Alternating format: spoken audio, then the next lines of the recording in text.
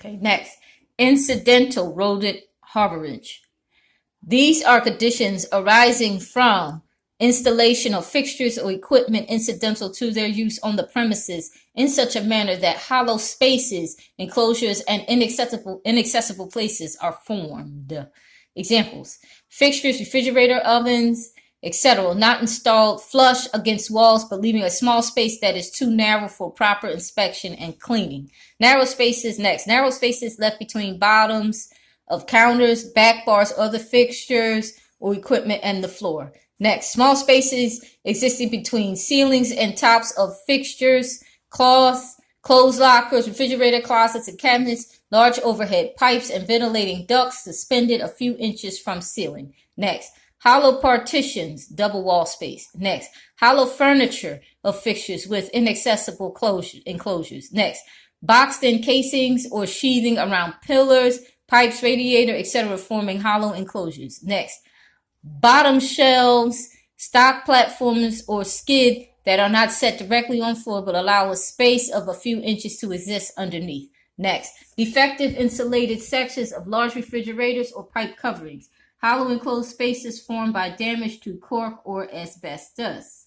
Okay, next, loose food stored in low, thin wooden food bins, boxes, carton, burlap bags, etc. And finally, partially enclosed spaces behind open metal grills used on housing of motors or other mechanical equipment. Okay, now how do we keep them out? That's what they like, and how do we keep them out? Okay, prevention. Eliminate narrow, inaccessible spaces behind fixtures or equipment by placing flush against wall or leaving a space wide enough for inspection and cleaning. Solidly block out narrow spaces underneath or install flush on floors or raise high enough for ceiling. Next, avoid providing undisturbed runways and narrow spaces between ducts or long hoods and the ceiling. Ducts should be placed flush against ceilings and preferably be found in shape instead of square. Next, remove decorative boxing in around radiators, columns, etc. to avoid hollow enclosures or protect gnawing margins with metal flashing extending at least 6 inches above the floors. If they've just been sheathed for appearance, use sheet metal. Repair and securely close all break-ins, insulation around pipes, breaks and insulation around pipes, refrigerators, or cooling cabinets. Next, line interiors of wooden bins with sheet metal or store foods in rodent-proof containers. Next, eliminate hollow spaces formed by false bottoms in counters, lockers, cabinets, back bars, etc. And finally, alter hollow fixtures so that enclosures are exposed for easy cleaning. Okay, next page. Structural rodent harborage. These conditions are due to design or construction of a building that are defective from a rodent-proof standpoint or that develop during occupancy from failure to make proper repairs or to use rodent-proof materials. Pay attention. Examples. These are the flaws. Openings made in outside building walls, around beams, or in interior walls, floors, or ceiling for installation of pipes, cables, conduits. They are made by plumbers, electricians, or other workmen or women. The openings are usually larger than necessary, and the unused portions of holes are not closed up. Holes, large cracks, loose bricks, or other openings in floors, walls, ceilings are other examples. Okay, so you got to seal up the place. Hollow spaces in double walls between floor and ceiling of lower story and in double ceiling of cellars. Next, enclosed hollow spaces formed by sheathing the undersides of stairways, by installation of false floors in toilets, or by raised wooden floors over earthen floors of cellars. Next, entrance and cellar doors that are not tight-fitted or not provided with a proper door sill or saddle, permitting opening over 1/4 inch to exist and not protected around gnawing edges with metal flashing at least 6 inches above floor level. Next, openings around ceiling, floor beams, or ridges where they pass through partitions. Next, opening of fans, ventilators, and louvers on the outside of buildings or fancy metal grills with openings over 1/4 inch. Cellar floors of earth, enabling rodents to burrow underneath. All right, prevention. How can we prevent the harborage? Okay, here it is. Prevention. Promptly seal up all holes or openings around pipelines or cables where they enter the building with concrete mortar or cement mortar, okay, to which ground glass may be added for better results. Ground up the glass, okay? Next, place tight-fitting metal collars or flanges around pipes and risers. Provide escutcheon plates for all risers where they pass through forced slabs, unless some are waterproof by pockets of mastic. Next, seal up all openings around beams. Next, avoid using double wall type construction with hollow interior spaces or hollow tile block, hollow cement block, or similar material for partitions or walls of storage compartments or in cellars. Okay, next, inspect all parts of premises for holes and seal every opening in walls and ceilings with cement plaster smooth. Move away fixtures and stock that may hide holes in floors and use a flashlight so as not to miss any. Look for loose bricks, cracks, or other openings in cellar foundation walls. Okay? Find all openings before rodents do. Inspect regularly and repair weak spots before actual breaks occur. Next, block out hollow spaces under raised wooden floors with concrete. Refrigerators, ranges, ovens, etc. should be solidly based on concrete. Okay? Protect entrance, cellar doors, and windows with metal flashing around gnawing edges and maintain in good repair.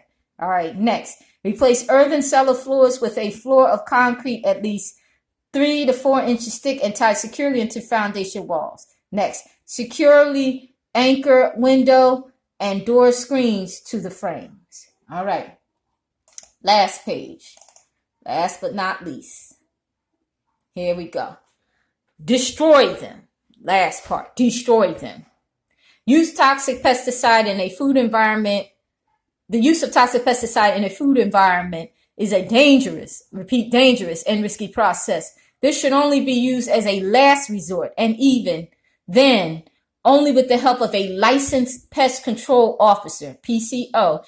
The New York City Health Code makes it illegal to use pesticides in a food establishment unless used or applied by a licensed pest control applicator. Okay, so you can't use pesticides unless you're a licensed pest control officer. All right.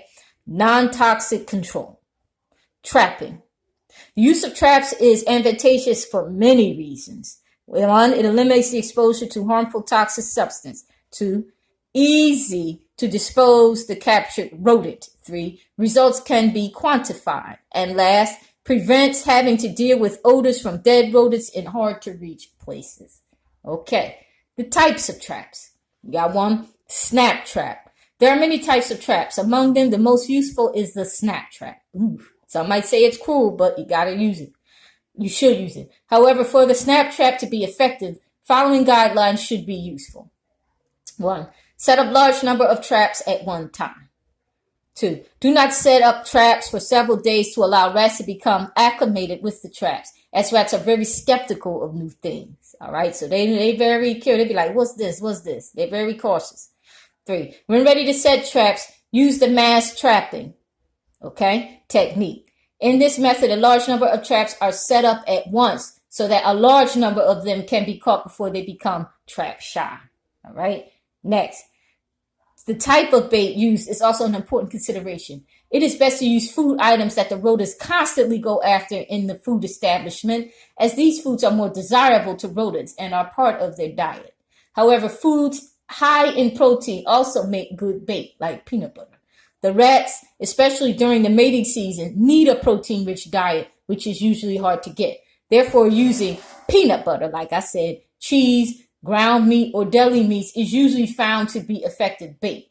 It is important to note that the traps with the bait must be unset until the rodents become comfortable.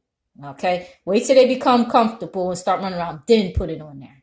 Okay, last but not least, stale bait must be replaced with fresh bait, as rats can detect older foods and avoid it. Yeah, so they don't like the stale stuff, they like fresh. Buggers. Okay. Live traps. Live traps are large cages or boxes that have only one-way entry.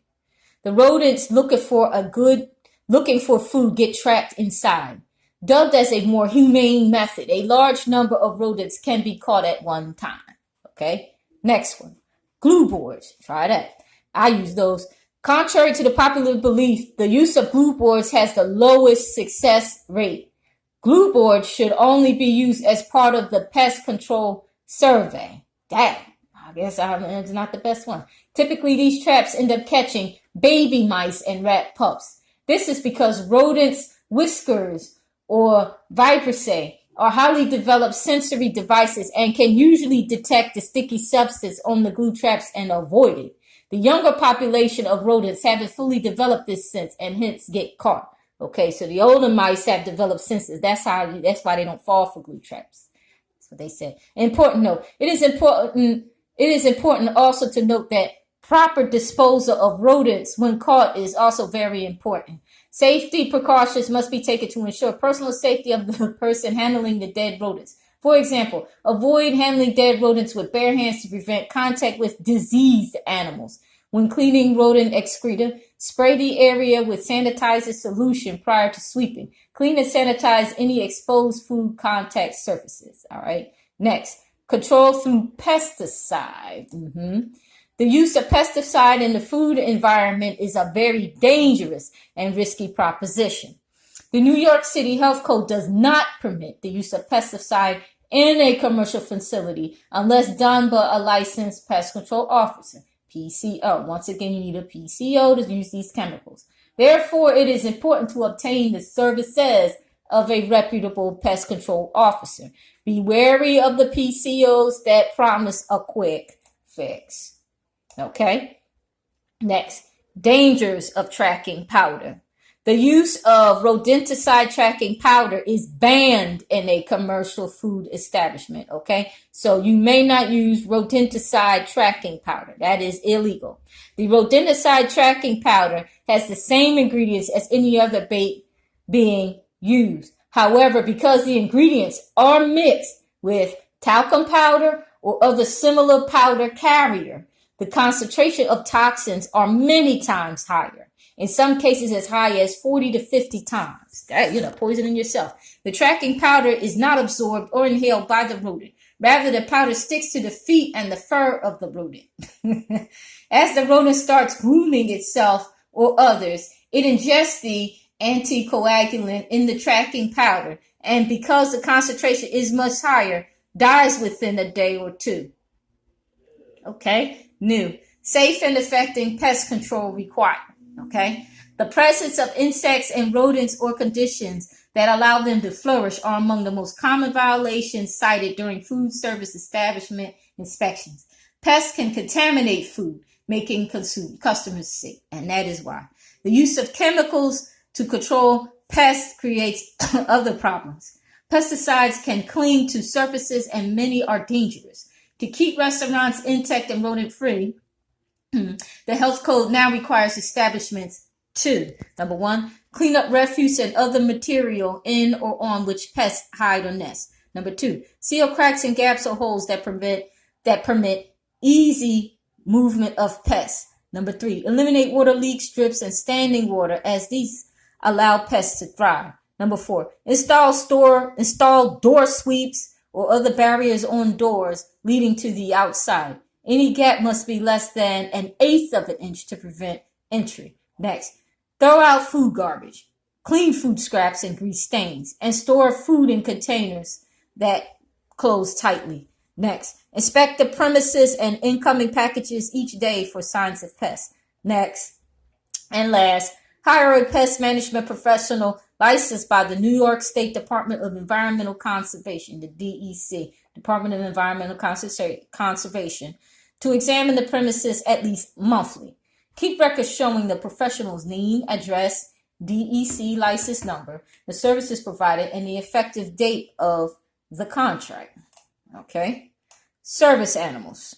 Last but not least, service animals. Section 81.25 of the New York City Health Code prohibits live animals from being kept, housed, or permitted to enter or remain in a food service establishment or non-retail processing establishment. This provision does not apply to service animals accompanying and trained to assist disabled persons. Okay, so you can't bring no pets in there unless they are a service animal. You can't sit with your dog in the restaurant. That is not legal by Section 8125 of the Health Code. If you see people doing it in New York City, they're not legally doing it. The Health Code, by virtue of this provision, acknowledges the rights of disabled persons, accompanied by service animals to access public accommodations. Therefore, a service animal that acquires a person with a disability should not be denied access to a food service establishment, and the service animal's presence is not a violation of Section 8125 of the Health Code. All right. If it's not a service animal, it can't come in. Leave your pets at home or outside.